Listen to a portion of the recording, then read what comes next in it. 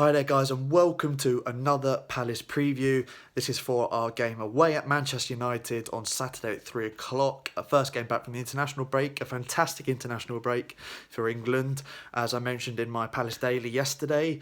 Now we're back to club football and we're going into one of the tougher tests that you could have, with a squad that's going to be heavily weakened. I think is a good way to describe it, with injuries that we've had recently, and of course in the international break we've added to that injury list. Um, you know, I'm going to be up there, of course, and I'm already dreading the weather. I know it's going to be freezing, and it's just going. We don't have a very good record against United at Old Trafford at all. I think our last win there was back in 1990s. I think Mark Bright goal. I think Palace have tweeted about it recently. I haven't looked it up.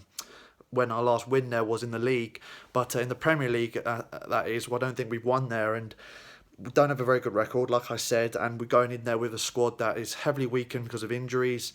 So it's I'm not feeling very confident about this one at all. I know United are playing poorly, and we're going to get into that in just a sec, but as well as my predicted lineup with our injuries, but yeah, in just starting off this preview, I just want to clarify to you that I'm not going to be predicting a win for Palace this weekend. I'm thinking it's going to be very tricky to come away with anything, despite the way United are playing.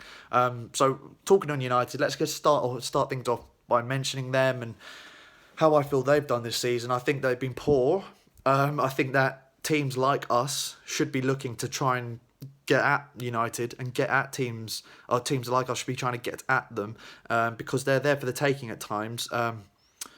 Bournemouth were a good example of that. They didn't quite get there. I think United have got a habit in some games this season of playing poorly first half and then having a good second half, or a much better second half at least, and then coming away with snatching something at the end in the 90th minute, and that happened with Bournemouth. They first half they were awful, and number of games you can say this season they were like that. Juventus, even though they weren't that great second half, they managed to pull through and grind out a 2-1 win, an incredible 2-1 win actually, when you think about the group and the situation they were in that group, and needing the points. I can understand the frustration with the fans towards Mourinho. Personally, Mourinho is a perfect fit for a club like Palace, and I'm not saying he's going to come to Palace. I'm just saying a manager with that sort of his sort of tactical, the way the way he tries to play the game, the way he tries to get his team playing the game is something that Palace fans, I think, can relate to a lot. Being a really structured team and looking to counter teams on the break.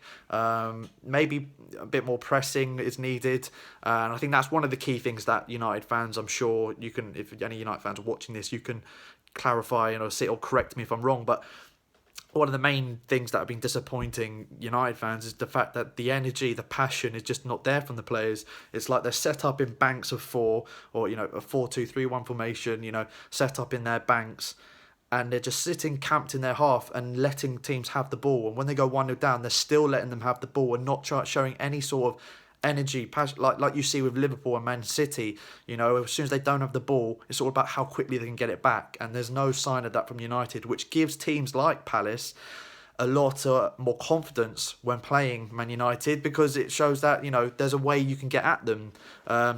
Do what they don't do, and really go at it. Your fitness has got to be right, of course, but go at them for as long as you can. As soon as you don't get the ball, win it back as quick as possible, break quickly, and there's a chance there. The defence is shaky. They're not structurally, I think, sound. Even though they had, Lindelof and Smalling are starting to build a little bit of a partnership. There's no predicting how it's going to go. They always seem to concede at least one sloppy goal that they could prevent, mainly from set pieces, and it's normally a defensive error in some way. So again, there's always a chance. You're expected to have a chance against United if you go at their defence and try and just be brave. Don't. Then it's not the same Manchester United that a lot of teams were scared of, and that's what I hope Palace are going to do. They're going to be brave, go at them, and see what happens. That's all you can do. Away United, we're expected to lose anyway. I hope Roy just tells the boys to go out there, go and give something for the fans to cheer, bit of passion, bit of heart, a bit of hunger, and you never know. You never know. Never say never. But I'm probably going to say never, to be honest. I'm still not very confident, just because of the way we've been playing well in the last few games with Spurs and Chelsea not getting the results at the end of it. Especially Spurs, I think without Zaha, I did think we showed a good bit of intent, but I'm just hoping that I'm hoping we can just sort it, just not. Hopefully, this United game doesn't stunt that progression that I think we've had in a few games. Anyway, let's get into the team lineup. So, obviously, with Palace, I think that because of the way the team has been affected by injuries in the international break, Saka got injured before the international break. Tompkins and Wan-Bissaka got injured. Zaha was out for the Spurs game, of course. I think he's going to be fit now, though. I do think that we're going to have a very heavily changed lineup. So same formation anyway. I think a 4-2-3-1/4-3-3 in attack. Hennessy in goal. Now, Wan-Bissaka, I think, is going to be out for this game, so Joel Ward will slot in there. Centre-back. Now, we're struggling in centre-backs. I don't think Dan is going to be fully fit to slot it in at centre-back for one of the injured players, so I think it'll be Kelly. That's going to be a given for me.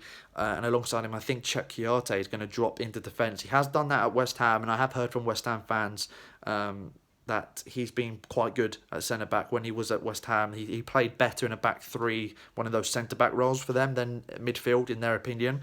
Now, I think he's been one of our best players this season so far. I've been happy with how he's played when he's been in the squad, but we're not seeing him at centre-back yet. But I think that's what Roy will do with his previous history at centre-back. So him there, and then Van Arnott left-back. Luka Milivojevic, Max Meyer and MacArthur as the three in midfield. I think that's a given now. I don't see how that can be any different if Schlupp plays. I swear to God. I swear to God, if Schlupp plays ahead of any of those three. And then Zaha, Townsend, and I think I'm going Sorloth up front. I think he deserves a chance. He has had a massive miss against Spurs, massive miss on international duty as well. I'm sure a lot of Palace fans have already seen that miss. But yeah, that's how I would go. I think Sorloth adds a bit more physicality. You've got to try and bully the Manchester United defence, try and get at them, and hopefully he can. He showed signs of that against Arsenal, as I said a few weeks ago, so hopefully he can do that again. And then on the United side of things, players to watch out for has to be the front three. I think when Sanchez plays up front, it's more of a threat than Lukaku. I think Palace in general in the last few seasons, I think we've struggled more with small tricky strikers who can do quick on the half turn, really low centre of gravity, getting in behind the quick runs. Sanchez did very well for Arsenal last season. You remember him getting a brace. Then of course we played them a few weeks later. He plays against us a few weeks later for Man United, one of his first league games for United, and again, awful first half from United, and then it was a classic comeback from them. But yeah, I think Sanchez is more threatening to Palace than Lukaku. And Rashford, and I worry about Joel Ward up against Rashford or Martial down that side. I think he's lost his pace, any pace he had. He wasn't the quickest when he was in his absolute prime in the first few seasons we got after coming up, when I think he had a chance of playing for England at that stage if he got picked by Roy Hodgson at the time. He was England manager. So they're the players to watch out for me. Pogba, of course, if he's back in the squad, is always threatening. His long shots, his ability to pick a pass. If he's on it, of course, it's all about whether he's on it and he's mentally in the game, because Pogba can have long periods or streaks within 90 minutes where he doesn't look bothered. And I think that's a frustrating factor for him. And he can lose the ball in dangerous areas, which again links back to why I think we should just press and go at them. And then as soon as we get a goal, be structured, let them come to us and try and counter. I think that's the only way we can get anything out of this. So, score prediction, bearing all that in mind, and with the injuries, like I said, I think the fact that Sacco and Tompkins are going to be out of this one, or looking likely to both be out of this one, is massive. Although we have lost the last few games with them playing, I think that is our best centre-back partnership, and I think that changing up the back four in the past has been really poor for us, and we've always seems to lose when our back four keeps getting changed up. And Hennessy looks much better when he has a solid centre-back partnership in front of him. I think Hennessy's been one of our players of the season this season after being so poor in large portions of last season. And it's all been due to that centre-back partnership being structured and being the same and no change to the back line. So I think that will cost us at the end of the day, having this many injuries in the back line, and I can see it being a routine 3-0 for Man United. If we can score, I'll be very happy. We don't usually score at Old Trafford. But yeah, I can't see us getting anything out of this. But please, Palace, if if there's any game that I would love you to prove me wrong and for you Zaha to have a blinder in, it would be this one. So fingers crossed we can get something, but like I said, not very confident. Anyway, guys, thank you so much for watching. This was my Palace preview. Obviously, comment below your thoughts on the game, your predicted lineups. If you think that we'll have any players fit, then let me know what your scorelines will be as well.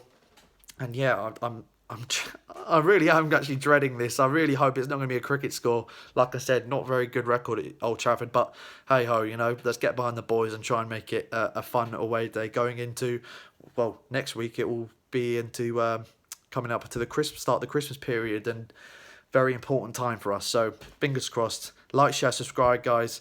Be sure to hit the links down below for social channels. There's links down below as well for some discounted items that you can get for coming up for Christmas.